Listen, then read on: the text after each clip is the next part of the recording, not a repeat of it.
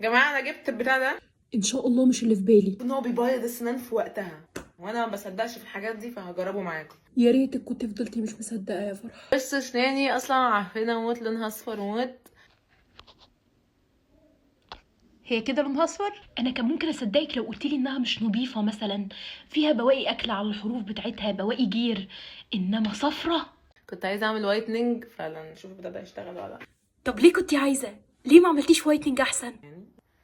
نفسي ادخل دماغ كل واحد بيستعمل الحاجات دي واساله سؤال واحد بس: ازاي بتثق في حاجه المفروض انها تكون صحيه على اسنانك ما تبوظهاش، والمفروض انها تبيضها يعني، وده يكون لونها؟